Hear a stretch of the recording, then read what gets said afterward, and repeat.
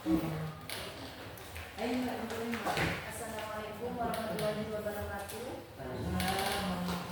Selamat siang Bapak Ibu dosen penguji yang saya hormati Dr. Endar Sudarsi LDI, yang saya hormati Bapak Abdul Ghafur MEI. Izinkan saya perkenalkan diri. Nama saya Rika, program studi Tadris Bahasa Indonesia dengan NIM 211210460110. Di sini saya menjelaskan mengenai penelitian dengan judul Eksplorasi Strategi Metakognitif dalam Pembelajaran Membaca Kritis di SMA 1 Python. Hasil penelitian, penerapan strategi metakognitif dalam membaca kritis ini melalui 3 tahapan.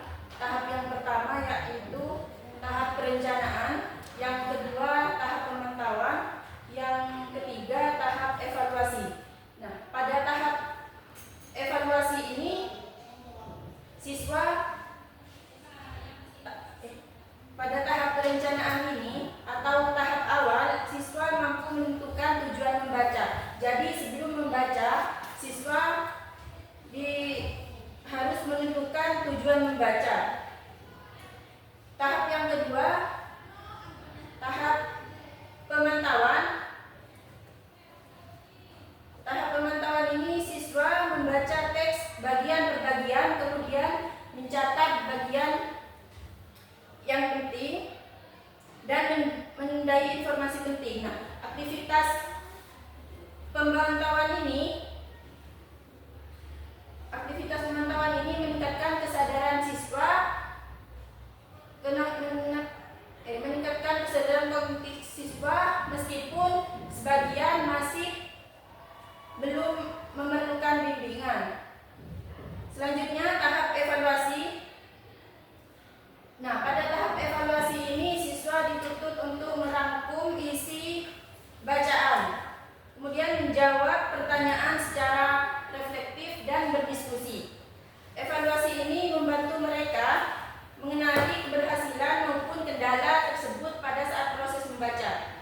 Selanjutnya, respon siswa terhadap penerapan strategi metakognitif ini, mayoritas siswa itu merespon positif. Mereka merasa strategi ini membuat menjadi lebih mudah dipahami dan membantu menjawab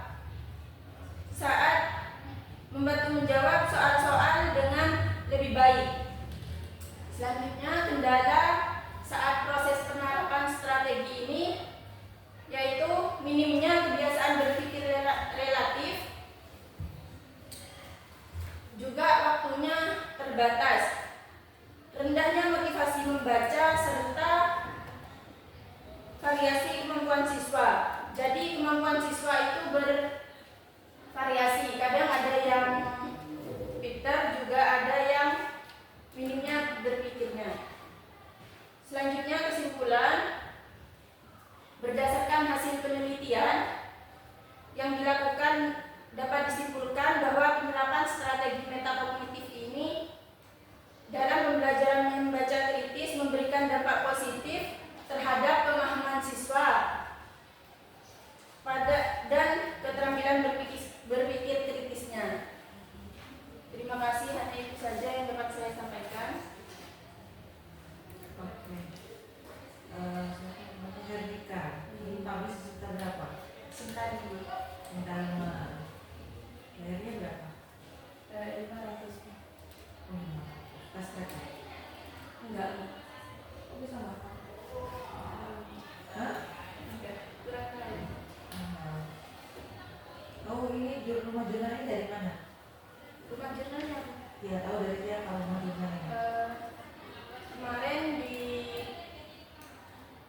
di grup Prodi Bu, itu ngirim rumah jurnal banyak Bu, jadi pilih salah satu dari itu Bu. Oh, oke, berarti dari Prodi ya? Gitu. Kemudian ada citasi dosen tempatnya? Ada berapa? 3. Harusnya? Iya. Di lapangan tidak ada? 5. Iya. Kenapa kok dikurangi? Nah, lucu, udah tahu di sengaja ini ya. Oke, karena ini pembelajaran ya, ini kan udah publish ya. Pembimbingnya siapa? Pak Rektor pembimbing 1, Bu Hemas pembimbing 2. Oke.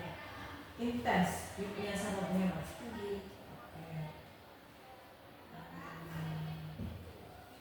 Hanya saja nanti ke depan, kalau nanti karena tadris bahasa Indonesia itu dasar keislamannya yang harus ada, nanti ditambahin ya laporannya, terutama di bab 2 terkait dengan teorinya. Ini pakai teorinya siapa Mbak di penelitian ini? Pakai teori apa? Pakai teori apa dan teorinya siapa?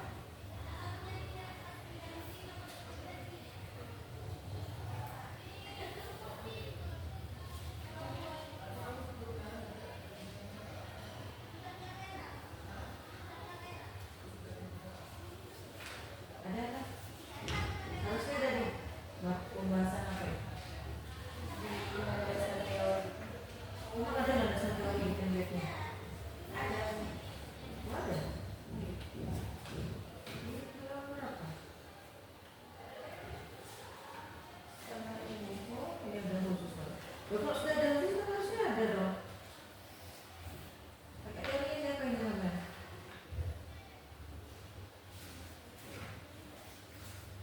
Apa namanya, pemilik teori sama rujukan itu sama nggak? Beda kan? Iya.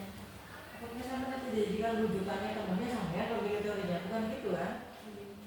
Oh, jadi itu penting di landasan teori itu dijelaskan karena itu udah ada template-nya. Jadi di bab 2 di laporan penelitian harus gitu ya. Nah, kemudian nanti di abstrak itu memaparkan metode penelitiannya itu yang komprehensif. Misalkan di sini ada teknik analisis datanya menggunakan apa, kan nggak ada di sini. Ada nggak di teknik analisis datanya di abstrak? Ada nggak? Adanya hanya Teknik pengumpulan. penelitian ini pendekatannya apa, itu sudah satu rangkaian ya. Jadi di metode penelitian itu sangat menentukan proses penelitiannya.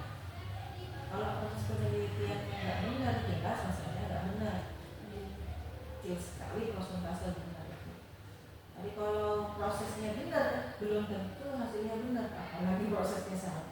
Ya, memberikan pengalaman berharga buat saya. Artinya kalau mau publish tulisan itu tahapan-tahapan itu dilalui. Memang kalau tulisannya sempurna nggak pernah ada. Tapi kalau minta tahapan-tahapan itu kalau dilalui, insya Allah tidak malu-maluin lah tulisan yang dipublish itu. Ya, itu aja ya. Mbak Herika ya, Iya. ini sudah publish kan ya? Iya, Pak. Ini saya menemukan ini Mbak di metode teknik purposive sampling. Ini miliknya Kuan atau keluarga? Tuan. Hah? Tuan. Kuan ya. Kenapa kau masuk di sini?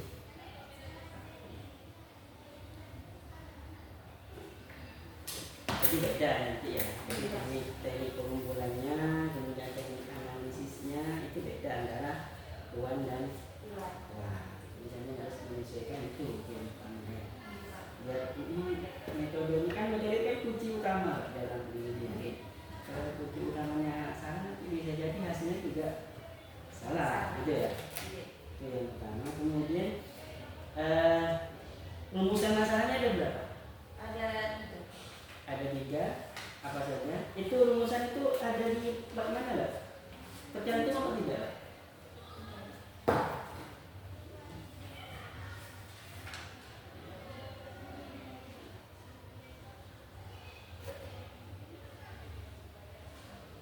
Kalau di paragraf terakhir itu hanya bahasanya seperti ini. Peneliti ini bertujuan untuk mengeksplorasi dalam bagaimana strategi satu kalau lihat dari ini gitu maksudnya ya. Hasilnya ada kendala. nah itu maksudnya kenapa tidak sesuai dengan rumusan, ada kendala ya, kemudian ada persepsi ya kan. Nah, maksud saya kenapa kok tidak sesuai dengan rumusannya. Kalau di rumusannya kan hanya mau melihat seperti apa strategi meta itu gitu itu ya. Harus disesuaikan. Nanti yang salah itu apa, tujuannya itu ataukah hasilnya. Mestinya hasilnya itu pun juga harus berangkat dari permasalahan yang ada, baru hasilnya ini. Kalau rumusnya satu atau tujuannya satu, maka divulgasinya juga harus itu ya.